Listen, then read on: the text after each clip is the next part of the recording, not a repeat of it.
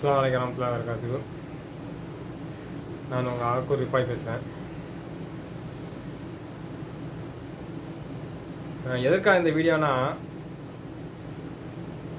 நான் ஒரு நபரை பற்றி உங்கள்கிட்ட பகிர்ந்து கொள்ள ஆசைப்படுறேன். பொதுவாக நம்ம இஸ்லாமிய மார்க்கத்தில் ஒரு தனிநபரை புகழ்கிறதே மிகப்பெரிய ஒரு தவறு. இருந்தாலும் அந்த நபரை பற்றி சொல்ல வேண்டிய ஒரு கட்டாயத்துக்கு தள்ளப்பட்டிருக்கேன்.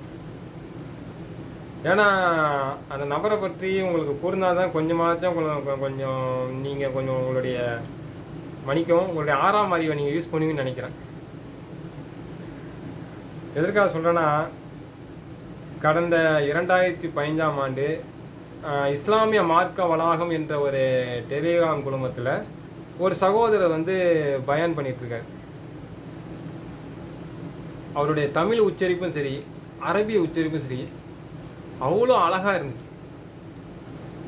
இரண்டாவதாக அவர் இஸ்லாமிய சம்மந்தப்பட்ட மார்க்க சம்மந்தப்பட்ட பல சந்தேகங்களுக்கும் அந்த சகோதரர் பதிலளிச்சுட்டு இருந்தார்.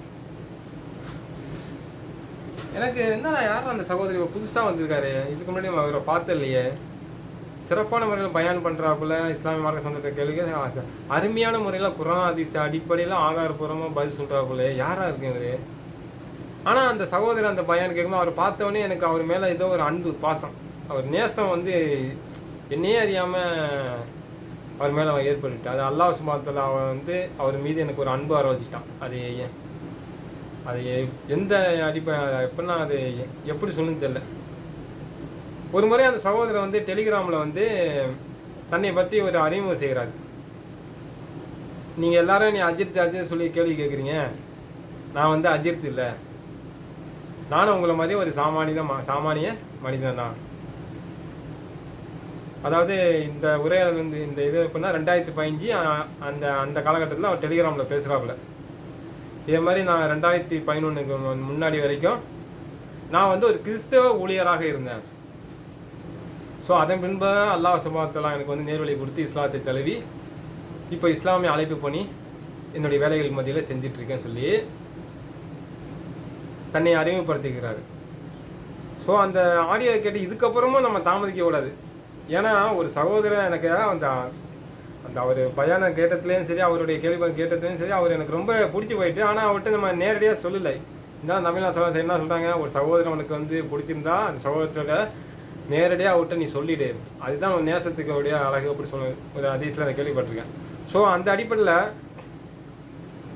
அந்த சகோதரன் உடனே தனி ஐடியில் தொடர்பு கொண்டு நான் அவரிடம் பேசிய முதல் வார்த்தை, அஸ்ஸலாமு அலைக்கும் ஜி, என்ன, அதாவது உங்களை அல்லாஹ்வுக்காக நான் நேசிக்கிறேன், உங்களை எனக்கு ரொம்ப பிடிச்சி போச்சு.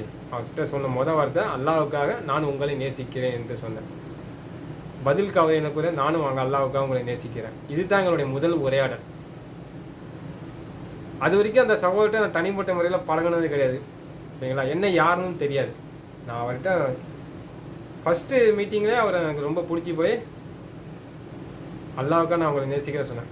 எதற்காக யார் அந்த சகோதரன்னா வேறு யாரும் இல்லை, ஒரு 2-3 நாட்களாக இந்த பிறை சம்பந்தமாக ஒரு சகோதரர் அந்த வீடியோவில் பேசினாப்புல சொல்லி அந்த சகோதரர் மனசு புண்படும்படி, அவர் வேதனைப்படும்படி நீங்கள் பல பதிவுகள் ஃபேஸ்புக்கில் போட்டுட்டீங்களா, ஃபேஸ்புக்கில் வாயிலாகவும் சரி, நேரடியாகவும் சரி, அவருடைய தொலைபேசியின் மூலமாக தொடர்பு கொண்டு சரி, மார்க்கறிஞர்லேருந்து சாதாரண மனிதன் வரைக்கும் எல்லாருமே அந்த சகோதரரை பற்றி தேவையில்லாமல் அவர் மனசு கஷ்டப்படுற மாதிரி பேசிகிட்டு இருக்கீங்களே.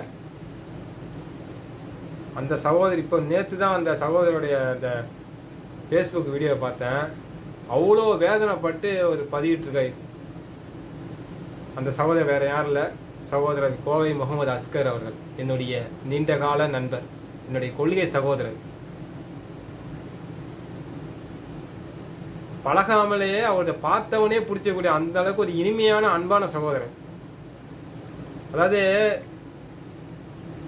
இந்த ஃபேஸ்புக்கில் இந்த வாட்ஸ்அப்லலாம் இந்த அவரை சம்மந்தமாக விமர்சனம் செய்வீங்களே, அதில் எத்தனை பேர் காலைல சுபு தொழுதுருப்பான்னு தெரியாது. சரிங்களா, அதாவது எனக்கு 35 வயசாக போகுது. ஆனால் அவரை கம்பேர் பண்ணும்போது மார்க்க ஞானம், மார்க்க அறிவு தெரியுமா, அவரை கம்பேர் பண்ண எனக்கு 5% கூட இல்லை. அதாவது நல்லா பாருங்க, 2011 தான் இஸ்லாத்தை தழுவுறாரு. அந்த தழுவிய உடனே அவர் மார்க்கத்தை முழுமையாக கற்றுக்கொண்டு இஸ்லாமிய அழைப்பு பண்ணி இது வரைக்கும் செஞ்சுட்டு இருக்காரு. சரிங்களா? நம்மளாம் எத்தனை பேர் 50 வயசை கடந்திருப்போம், 60 வயசை கடந்திருப்பான், சூரத்துல் ஃபாத்தியாவே தெரியாது. அப்படியும் சில பேர் நம்ம சகோதரர் எத்தனை பேர் இருக்கீங்க. இஸ்லாத்தை தழுவி குறைஞ்ச காலத்தில் அவர் இஸ்லாத்தை தழுவுது மட்டும் இல்லாமல் இஸ்லாமிய அழைப்பு பண்ணி செஞ்சிட்டு இருக்காரு. அப்படிப்பட்ட சகோதரரை நீங்கள்லாம் சிவப்பு கம்பளம் வைத்து நீங்கள் வரவேற்கவில்லை என்றாலும் பரவாயில்ல, அவர் மனசு புண்படுற மாதிரி அவரை கேவலப்படுத்துகிற மாதிரி பேசுகிறீங்களே, அவரை தொலைபேசி வாயிலாலும் சரி, அவர் ஃபேஸ்புக் வாயிலாலும் இப்படி இவ்வளோ கேவலப்படுத்துகிற மாதிரி பேசுகிறீங்களா அவரை, அந்த சகோதரர் மனசு கஷ்டப்படுற மாதிரி நடந்துக்கிட்டு தெரியுமா? நீங்கள் 30 நாள் நோன்பு வச்சிங்களே, அதனோட நன்மையெல்லாம் அந்த சகோதரருக்கு நீங்கள் அன்பளிப்பாக கொடுத்துறீங்க. அதுதான் உண்மை. இறுதியாக அவனை சொல்கிறேன்,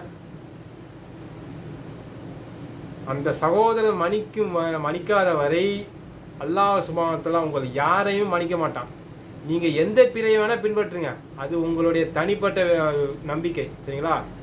ஏன்னா ஒவ்வொருத்தவங்களும் ஒவ்வொரு ஹதீஸை சொல்லுவீங்க, ஒவ்வொரு ஆதாரத்தை சொல்லுவீங்க. இது கியாமத் நாள் வரைக்கும் நீங்கள் இப்படி பேசிட்டு தான் இருப்பீங்க. எந்த பிறை சிறந்தது, எந்த பிறை சேர்ந்தது, இதுக்கெல்லாம் முடிவே கிடையாது சாவர வரைக்கும். சரிங்களா? கியாமத் நாள் வரைக்கும் இதுக்கு முடிவே கிடையாது. அது தெரிஞ்சு போன விஷயம். ஆனால் ஏன்னா இந்த பிறை சம்மந்தப்பட்ட விஷயத்தில் நான் இது சம்மந்தமாக எனக்கு எந்த ஞானமும் இல்லை.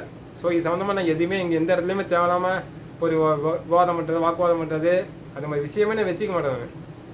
ஏன்னா நான் ஒரு சாதாரண மனிதன். சரிங்களா? இதெல்லாம் மார்க்கெட்டில் செய்ய வேண்டிய விவாதங்கள். இதெல்லாம் நம்மள மாதிரி சாதாரண மனுஷன்லாம் செய்யறதுக்கு தகுதியே இல்லைன்னு வச்சுக்கலாம். இருந்தாலும் இந்த நான் எதுக்கு இந்த வீடியோ வெளியிடுறேன்னா, அந்த சகோதரன் மனசு புண்படுமே நடந்துக்கிட்டீங்களா, ஸோ அந்த ஒரு காரணத்துக்காக தான். ஸோ நீங்கள் எந்த பிரிவை வேணால் பின்பற்றி போங்க, அது உங்கள் விருப்பம். ஏன்னா அது உங்களுக்கும் அல்லாஹ்வுக்குள்ள விஷயம். சரிங்களா? அதுக்குள்ளே நான் வரல. அந்த சகோதரர் சொன்ன கருத்து பிடிச்சிருந்தா ஏற்றுக்கணுங்க, பிடிக்கலையா உங்களுடைய வழியை நீங்கள் பின்பற்றி போங்க. இதானே இஸ்லாமிய மார்க்கம். அதை விட்டுட்டு ஒரு தனிநபர் விமர்சனம் பண்ணுறதுக்கு இதுதான் இஸ்லாமிய மார்க்கம் உங்களுக்கு கற்றுக் கொடுத்ததான்னு தெரியல எனக்கு. இதுதான் நபி வழியாக ஒரு சகோதரர் வந்து மனசு கஷ்டப்படுற மாதிரி வந்துக்கிறது.